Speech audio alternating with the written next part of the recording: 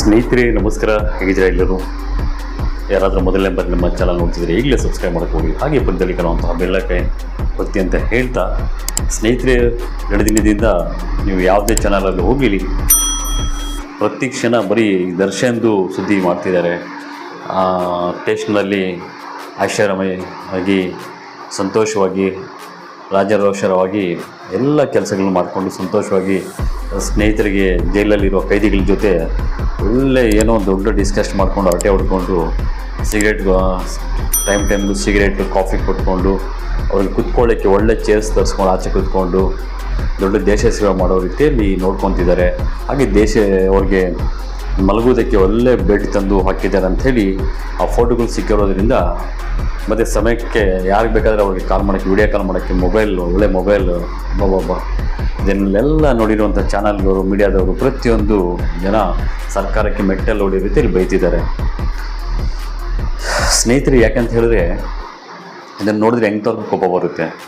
ಒಬ್ಬ ಅಮಾಯಕ ಹುಡುಗ ಒಂದು ಅಭಿಮಾನಿಯಾಗಿ ಒಂದು ಇವನ ನಟನೆ ನಿಜವಾದ ಒಳ್ಳೆ ನಟನೆ, ಒಳ್ಳೆ ಆ್ಯಕ್ಟರ್ ಅಂದ್ಕೊಂಡು ಇವನ ಮೇಲೆ ತುಂಬ ಒಂದು ಫ್ಯಾನ್ ಆಗಿ ಫಿದಾ ಆಗಿಬಿಟ್ಟು ಅವನ ಮೇಲೆ ಇರುವಂಥ ಪ್ರೀತಿಯಾಗಿ ಅದನ್ನು ಆದರೆ ತನ್ನ ಪ್ರೀತಿ ಮಾಡುವಂಥ ಒಬ್ಬ ಅಭಿಮಾನಿ, ಇವನು ಪ್ರೀತಿ ಮಾಡುವಂತಹ ಒಬ್ಬ ಆ್ಯಕ್ಟರ್ ಅವನ ನಿಜ ಜೀವನದಲ್ಲಿ ಚೆನ್ನಾಗಿಲ್ಲ, ಅವ್ರ ಸಂಸಾರದಲ್ಲಿ ತೊಂದರೆ ಕೊಟ್ಟಿದ್ದಾಳೆ ಒಬ್ಬ ಮಹಿಳೆ ಅಂಥೇಳಿ ಆ ಮಹಿಳೆಗೆ ಯಾಕೆ ಬಿಟ್ಟುಬಾರ್ದ ನಮ್ಮ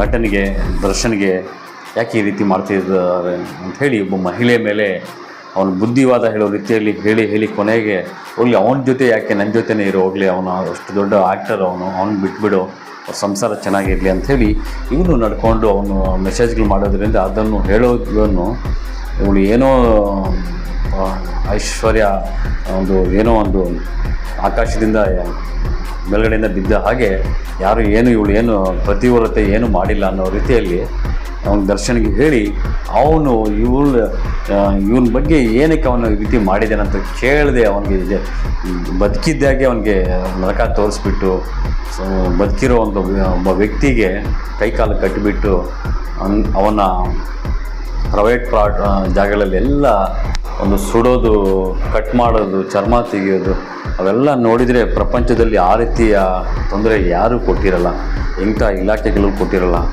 ಆ ರೀತಿ ಒಂದು ಪ್ರಾಣ ತೆಗೆದಿದ್ದಾರೆ. ಸಿಗರೇಟ್ ಸೇದಿ ಅವನ ಎದೆ ಹತ್ರ ಎಲ್ಲ ಮಾಡಿ ಕೈಗಳಿಗೆಲ್ಲ ಸುಟ್ಟಿರೋದು, ಕರೆಂಟ್ ಶಾಕ್ ಕೊಟ್ಟಿರೋದು, ಹೊಡೆದು ಅವನಿಗೆ ಒಂಥರ ಪಾಪ ದೇವರು ಅಲ್ಲ ಇವರೇ ನರಕಾಸುರ ರೀತಿಯಲ್ಲಿ ಅವನಿಗೆ ನರಕ ತೋರಿಸಿ ಸಾಯಿಸಿದ್ದಾರೆ. ಒಬ್ಬ ಅಭಿಮಾನಿಗೆ ಅವನಿಗೆ ಹತ್ಕೊಂಡು ಕೇಳ್ಕೊಂಡಿದ್ದಾನೆ, ನಾನು ನಿಮ್ಮ ಅಭಿಮಾನಿ ಸರ್ ಅಂತ ಕೇಳ್ಕೊಂಡ್ರು ಬಿಟ್ಟಿಲ್ಲ. ಅಂದರೆ ಇವನೆಷ್ಟು ಕ್ರೂರಿ ಇವನು ಮಾಡಿರುವಂಥ ಪ್ರತಿಯೊಂದು ಚಿತ್ರಗಳಲ್ಲಿ ಇವನು ನಟನೆ ಅಷ್ಟೇ, ಇವನು ನಿಜರೂಪ. ಇವನು ಆಗಾಗ ಪ್ರೆಸ್ಸಲ್ಲಿ ಹೇಳ್ತಿದ್ದ, ನಾನು ಇನ್ನೊಂದು ತಲೆ ಇದೆ, ನನ್ನಷ್ಟು ಕಚಡ ನನ್ನ ಮಗ ಯಾರೂ ಇಲ್ಲ ಅಂತ. ನಿಜ ಅದು ಒಂದು ಮಾತು. ಅಂಥವ್ರಿಗೆ ಪೊಲೀಸ್ ಅಧಿಕಾರಿಗಳು ಇವನಿಗೆ ಸರಿಯಾದ ಶಿಕ್ಷೆ ಕೊಡಬೇಕಾಗಿತ್ತು. ಇವನಿಗೆ ಜೈಲಲ್ಲಿ ಇನ್ನೊಂದ್ಸಲಿ ಬರೋಕ್ಕಲ್ಲ, ಕೃತ್ಯಗಳ ಬಗ್ಗೆ ಹೆಚ್ಚಿನ ಮಾಡೋಕ್ಕೂ ಅವನಿಗೆ ಹೋಗಬಾರ್ದು. ಆ ರೀತಿ ಟ್ರೀಟ್ಮೆಂಟ್ ಕೊಟ್ಟು ಆ ರೀತಿ ಶಿಕ್ಷೆ ಕೊಡೋದು ಬಿಟ್ಟು ಇಂತಹ ಇಡೀ ಕರ್ನಾಟಕ ಇವನಿಗೆ ಅಭಿಮಾನಿಯಾಗಿ ಹೊಂದಿರುವಂತಹ ಯುವಕರ ಮನಸ್ಸಿಗೆ ಎತ್ಕೊಂಡಿರುವಂತಹ ಇವನು ನಿಜ ಒಳ್ಳೆಯವನಂಥೇಳಿ ಇವನು ಟೋಪನ್ ನೋಡಿ ಇವನು ಡೈರೆಕ್ಟಾಗಿ ನೋಡಿದ್ರೆ ಇವನಿಗೆ ಯಾವ ಫಿಲ್ಮು ನೋಡಲ್ಲ. ಇವನಿಗೆ ಆ ರೀತಿ ಇದ್ದಾನೆ. ಅವ್ನಿಗೆ ಹೇರ್ಸ್ ಇಲ್ಲ, ಏನಿಲ್ಲ. ಅದ್ರ ಜೊತೆಯಲ್ಲಿ ಇವನು ದೊಡ್ಡ ಕುಡುಕನಾಗಿ ಇವನು ಈ ರೀತಿಯ ಕೆಟ್ಟ ಚಟಗಳೆಲ್ಲ ಇಟ್ಕೊಂಡು 24 ಗಂಟೆ ಕುಡುಕರ ಜೊತೆ ಹಾಕ್ಕೊಂಡು ಕುಡಿದು ಈ ರೀತಿ ಯಾರಿಗಂದರೆ ಹಂಗೆ ಇವನು ಸಾಯಿಸಿರೋದು ಬರೀ ಇವನಿಗೆ ಅಲ್ಲ, ಇವನು ಮ್ಯಾನೇಜರ್ಗೆ ಅದು ತನಿಖೆ ಮಾಡಿದ್ರೆ ಅದರಲ್ಲಿ ಸಿಕ್ಬಿಡ್ತಾನೆ. ಇವನು ತುಂಬ ಇದ್ದಾವೆ ಇವನ ಕೇಸುಗಳು. ಇಂಥವನಿಗೆ ಬೆಂಬಲ ಕೊಟ್ಟು ಪೊಲೀಸ್ ಅಧಿಕಾರಿಗಳು ಇವನಿಗೆಲ್ಲ ಐಷಾರಾಮಿಗೆ ಕುತ್ಕೊಳ್ಳೋಕ್ಕೆ ಚೇರ್ಸು ಡಿಸ್ಕಷನ್ಗೆ ಇವನೇನು ಜೈಲಿಗೆ ಹೋಗಿ ಆಚೆ ಬಂದ ಮೇಲೆ ಬದಲಾವಣೆ ಆಗ್ತಾರಂತ ಕರ್ನಾಟಕದ ಇಡೀ ಜನ ಯೋಚನೆ ಮಾಡ್ತಿದ್ದಾರೆ. ಇವನು ಜೈಲಲ್ಲಿ ಅಲ್ಲಿರುವಂತಹ ಮರ್ಡರ್ಗಳು ಮಾಡಿ, ನಾನಾ ರೀತಿಯಲ್ಲಿ ಮರ್ಡರ್ಗಳು ಮಾಡಿ ತುಂಬ ನೂರಾರು ಕೇಸ್ಗಳು ಹೊಂದಿರುವಂತಹ ಟೀಮ್ ಜೊತೆ ಇವನು ಸೇರಿಕೊಂಡು ಅವ್ರ ಜೊತೆ ಮತ್ತೆ ಚರ್ಚೆ ಮಾಡಿಕೊಂಡು ಅವ್ರ ಜೊತೆ ಸಂತೋಷ ನಕ್ಕೊಂಡಿದ್ದಾನೆ ಅಂದರೆ ಒಂದು ಬದಲಾವಣೆ ಆಗಿಲ್ಲ. ಯಾರೇ ಆಗಲಿ ಜೈಲಿಗೆ ಹೋದ್ಮೇಲೆ ತುಂಬ ಬದಲಾವಣೆ ಆಗ್ತಾರೆ.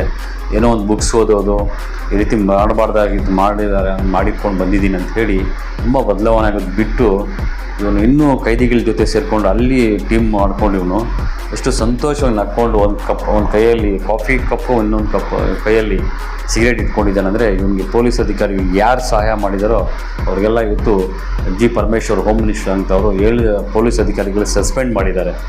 ಈ ರೀತಿ ಆಗಬೇಕು. ಪೊಲೀಸ್ ಸ್ಟೇಷನ್ ಅನ್ನೋದು ಅದು ಏನಂದರೆ ಸಮಾಜದಲ್ಲಿ ಕುಂದುಕೊರತೆಗಳು ತರುವಂತಹ, ಸಮಾಜಕ್ಕೆ ಕಳಂಕ ತರುವಂತಹ, ಸಮಾಜದಲ್ಲಿ ಜನರ ಶಾಂತಿಯನ್ನು ಕೆಡುವಂಥ ಮಾಡುವಂಥವ್ರಿಗೆ ಈ ರೀತಿ ಶಿಕ್ಷೆ ಕೊಡೋಕ್ಕೆ ಹೊರಗಡೆಗೆ ಬಂದಾಗ ಇನ್ನೊಂದ್ಸಲಿ ಆ ರೀತಿ ಮಾಡಬಾರ್ದು ಅನ್ನೋ ರೀತಿಯಲ್ಲಿ ಶಿಕ್ಷೆ ಕೊಡಬೇಕು ಹೊರತು ಈ ರೀತಿ ಇವ್ರಿಗೆ ಸಮಯಕ್ಕೆ ತಕ್ಕಂತೆ ಎಲ್ಲ ಸೌಲಭ್ಯಗಳು ಕೊಟ್ಟರೆ ನೀವು ಇಂಥವ್ರಿಗೆ ನೋಡಿ ಸ್ಟೇಷನ್ ಅಂದರೆ ಇಷ್ಟೇ, ಜೈಲು ಅಂದರೆ ಇಷ್ಟೇ ಅಂತ ಇನ್ನು ಕ್ರೈಮ್ಗಳ ಸಂಖ್ಯೆ ಜಾಸ್ತಿ ಆಗ್ತವೆ. ಯುವಕರಲ್ಲಿ ಅಷ್ಟೇ ಅಲ್ಲ, ಜೈಲಿಗೆ ನಮ್ಮ ಬಾಸ್ ನೋಡಿ ಜೈಲಿಗೆ ಹೋಗಿ ಎಷ್ಟು ಸಂತೋಷವಾಗಿದ್ದಾನೆ, ಅಷ್ಟೇ ಬಿಡೋ ಜೈಲಲ್ಲಿ ಅಂತ ಹೇಳಿ ಕ್ರೈಮ್ ಸಂಖ್ಯೆ ಕಡಿಮೆ ಆಗಲ್ಲ, ಜಾಸ್ತಿ ಆಗ್ತವೆ. ಇದ್ರ ಬಗ್ಗೆ ಪೊಲೀಸ್ ಅಧಿಕಾರಿಗಳು ದಯಮಾಡಿ ಪೊಲೀಸ್ ಸ್ಟೇಷನ್ ಅಂದರೆ ಪೊಲೀಸ್ ಅಧಿಕಾರಿಗಳಂದರೆ ಜೈಲಂದರೆ ಭಯ ಬೀಳೋ ರೀತಿಯಲ್ಲಿ ನಡ್ಕೋಬೇಕು ಪೊಲೀಸ್ ಪ್ರತಿ ಅಧಿಕಾರಿಗಳು ಅಂಥೇಳಿ ನಾನು ಈ ವಿಡಿಯೋನಲ್ಲಿ ಒಂದು ಸಂದೇಶವನ್ನು ಕೊಡ್ತೀನಿ.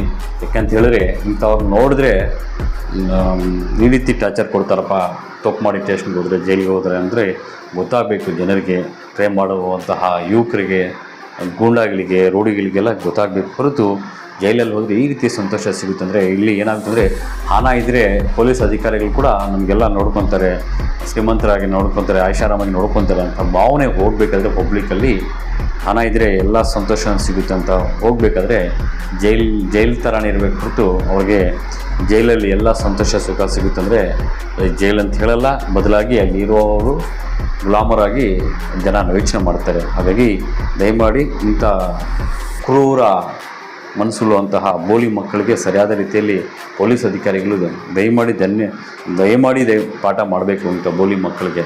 ಇಂಥವರಿಂದ ಇನ್ನೊಬ್ಬ ಹುಡುಗರು ಪ್ರಾಣ ತಗೋಬಾರ್ದು, ಅಮಾಯಕ ಹುಡುಗರಿಗೆ ತೊಂದರೆಗಳಾಗಬಾರ್ದು ಅಂದರೆ ಇಂಥ ಕಠಿಣ ಶಿಕ್ಷೆ ಆಗಬೇಕು ಅಂತ ಹೇಳಿ ಈ ನಮ್ಮ ಚಾನಲ್ ಮುಖಾಂತರ ನಾನು ಸಂದೇಶ ಕೊಡ್ತೀನಿ. ನಮಸ್ಕಾರ, ಧನ್ಯವಾದಗಳು.